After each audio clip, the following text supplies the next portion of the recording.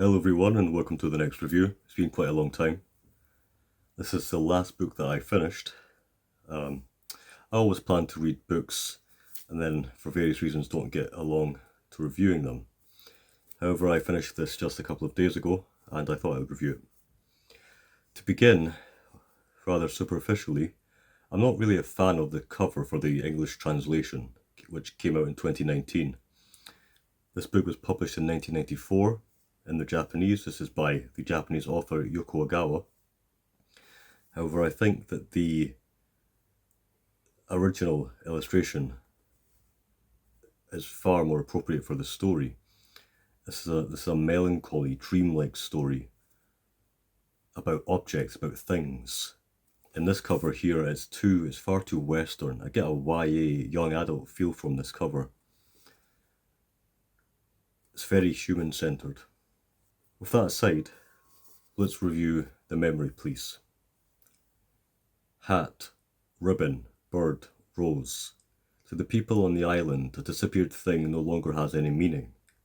It can be burned in the garden, thrown in the river, or handed over to the memory police. Soon enough, the island forgets it ever existed. When a young novelist discovers that her editor is in danger of being taken away by the memory police, she desperately wants to save him. For some reason, he doesn't forget, and it's becoming increasingly difficult for him to hide his memories. Who knows what will vanish next?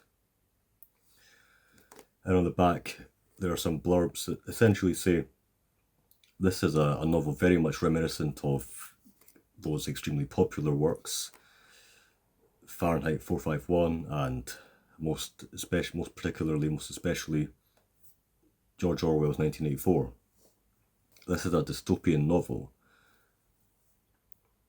But as we will get on to, the story isn't what you might imagine. It's not a plot-oriented story. That's actually hinted at by the Japanese title, Secret Crystallization, or Quiet Crystallization. So again, this is a melancholy novel. And I think I've actually been reading reviews just recently of people that were kind of led astray when reading this book. They were thinking that they were going to get some kind of psycho-political analysis, a very concrete and very driven narrative, whereas this lingers, it dwells, it doesn't go anywhere fast. It reminds me of other books that I do want to review at some point. It reminds me of The Woman in the Dunes by Kobo Abe, which I've also read. No Longer Human as well. There's elements of No Longer Human by Osamu Dazai. This is not a novel. I don't think that the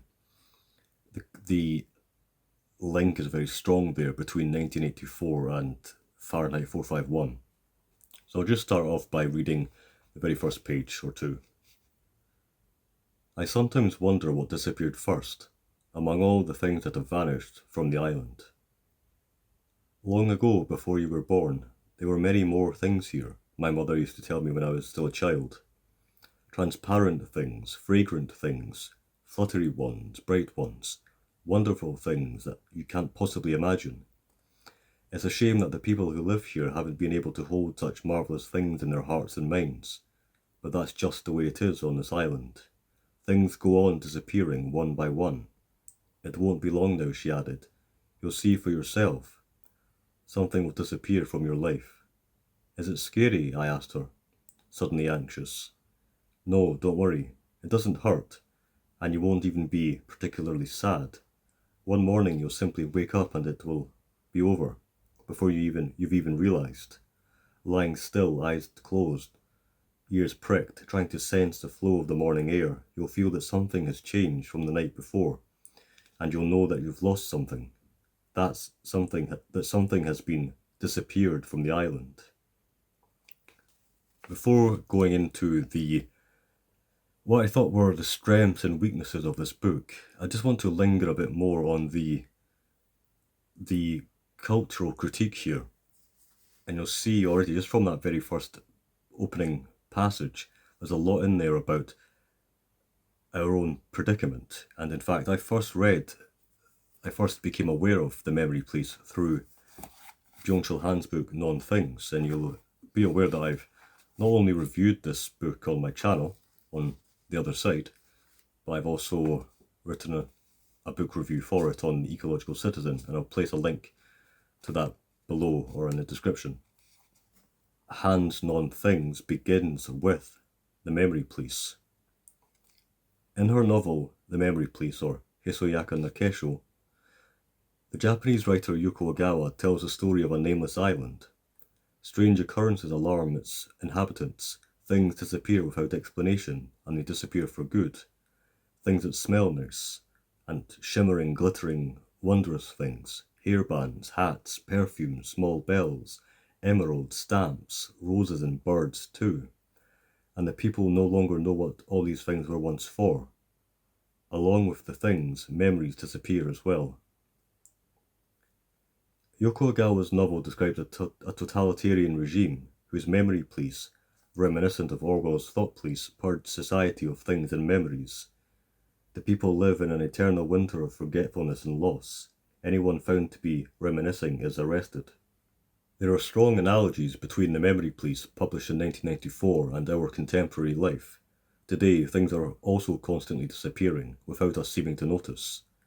Because the number of things has proliferated, we do not realize that, in fact, things are disappearing. In contrast to Yoko Ogawa's dystopia, we do not live in a totalitarian regime whose memory police brutally rob us of our things and memories. It is rather our intoxication by communication and information that makes things disappear. Information, that is, non-things, obscures things and drains them of their colour. We live not under a violent regime, but under a rule of information that claims to be freedom. Today's world is fading away and becoming information. Digitalization de-reifies and disembodies the world. It also abolishes memory. Instead of memory, we have vast quantities of data. In the place of the memory police, we have digital media, which does its job without violence and with little effort. Our information society is not quite as monotonous as Ogawa's dystopia. Information creates the illusion of a series of events. Information feeds off our attraction towards surprise, but the attraction does not last long. Soon there is a need for a new surprise. We are now in the habit of perceiving reality in terms of attraction and surprise. As information hunters, we are becoming blind to still inconspicuous things, to what is common, the incidental and the customary, the things that do not attract us, but ground us in being. So this novel, for me, it really symbolises the loss or sense of being disconnected from the storied and beautiful world. Particularly, I read this because I wanted to be inspired in my own writings about wounds and wonder. And I'm not going to get into the detail here, but the disappearance of things is the disappearance of qualities. Qualities are what wounds let in through the rupture, through the other side. They break through the enclosure of self-centered, egotistical modernity. Qualities are irreducible.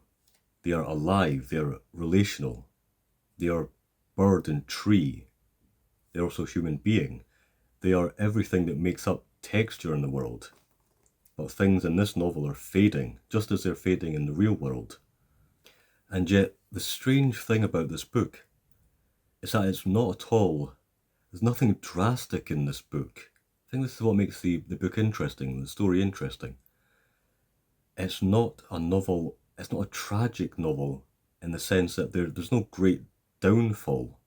It's, without going to the plot is very sparse, as you might have already gleaned already, in that it's very character driven and very slow. But there is no sense of, it doesn't have a drive that a Western novel might have. There's no sense of why are the memory police doing what they're doing? why are the people not? How do we explain the disappearances?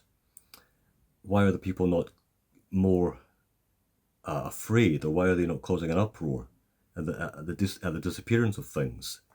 This novel is actually about how we slowly become accustomed to the loss of things, and that is why it's fun. This is fundamentally a novel of business as usual. It's a business as usual mindset that pervades not only the characters' actions, but the feeling, the atmosphere of the novel itself. Again, very dreamlike, very slow and measured in some ways, although I will give a bit of nuance to this in a second. But it's a very subtle novel. It's a very pragmatic novel. It's not again, it doesn't have that great forward movement.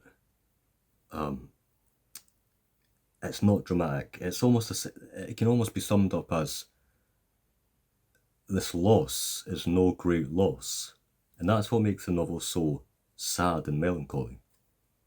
So I will say, I guess it's a good place to bring up that although I did enjoy this novel, I think there's a sense of that sense of flatness of just accepting the loss of things. It's mirrored, I suppose, in a good way in the prose itself, which is very simplistic. I've actually been reading reviews. It's apparently a lot of people had the same feeling that the writing is almost overly simplistic, and in fact, it almost explains too much because the novel is so simple in its contents. The author feels the need, apparently, to over-explain the loss of things, and often it's hard to get across unless you read the book, but it feels almost as if she should have let things lie because it's such a flat novel in its style. Yoko Ogawa over explains, and I wonder if the simplicity of the language is a result, a natural consequence of the translation. I found it to be quite jarring at times. In fact, there was something in the writing that I didn't find very. It didn't feel very vital in so many ways, and the overall pacing of it. And this book doesn't need to be as long as about 274 pages or so. It doesn't need to be that long, and so it kind of plods on a little bit. But also the flatness is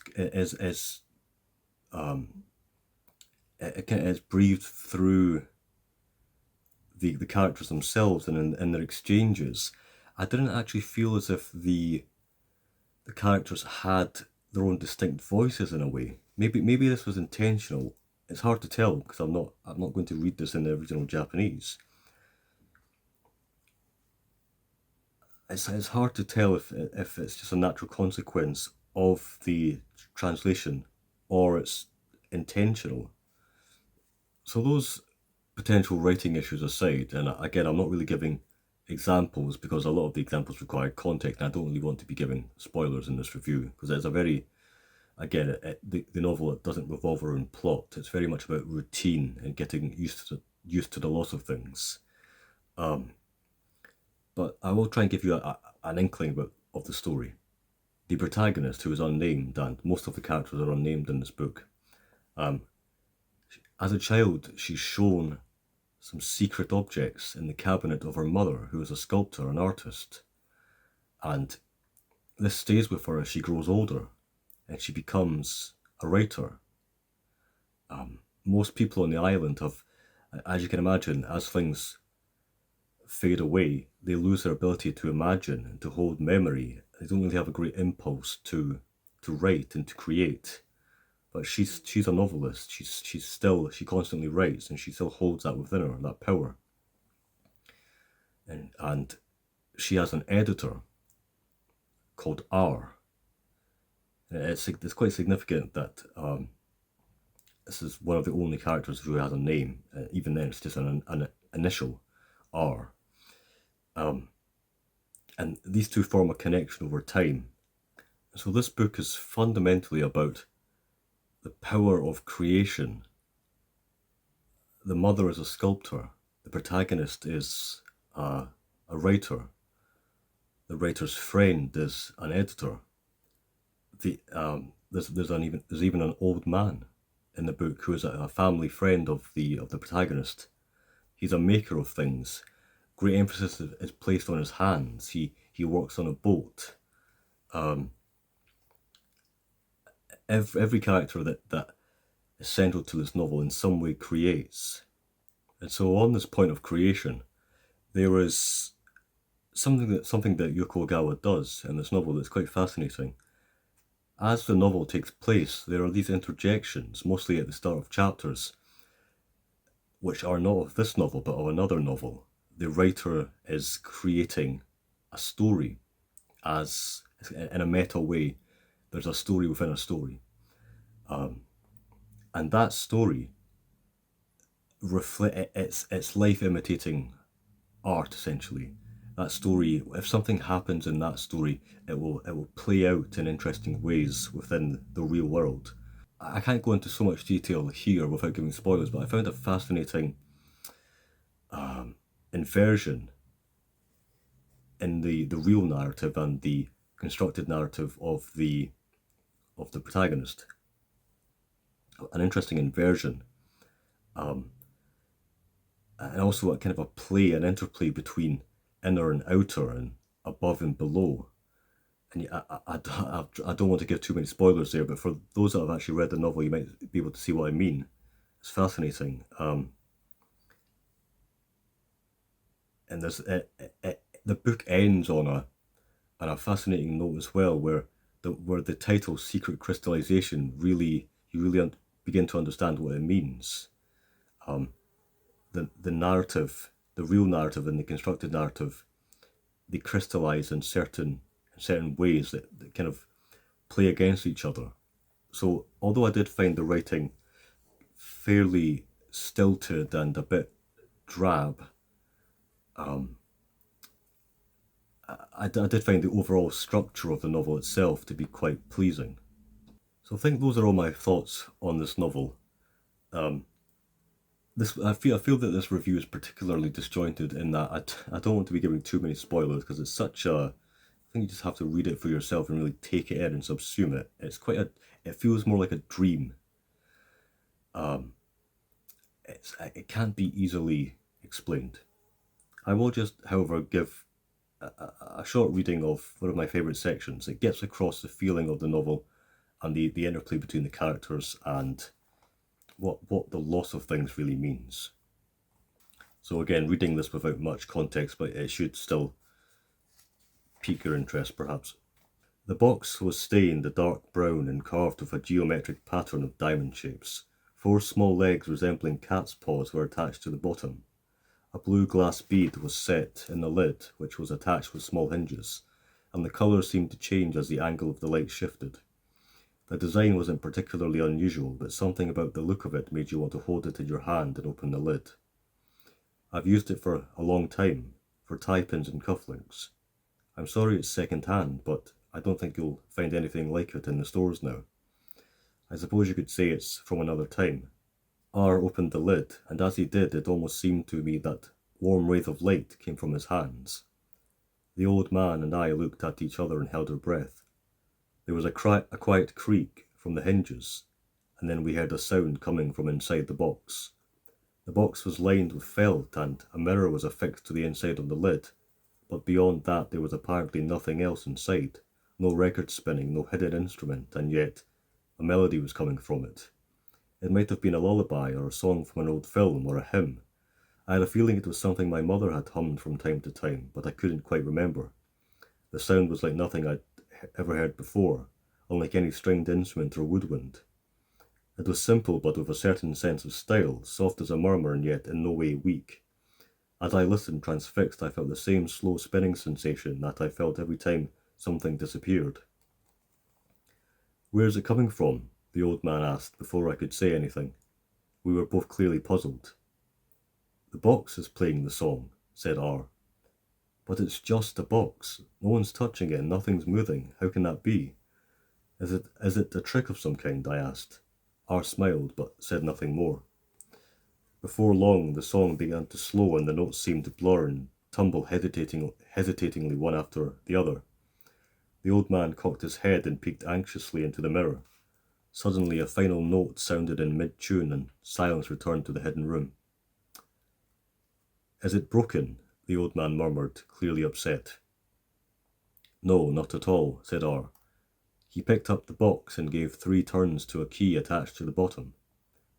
No sooner had he done so than the music resumed, louder and more cheerful than ever. Oh, the 2 of us cried together. It's like magic, added the old man.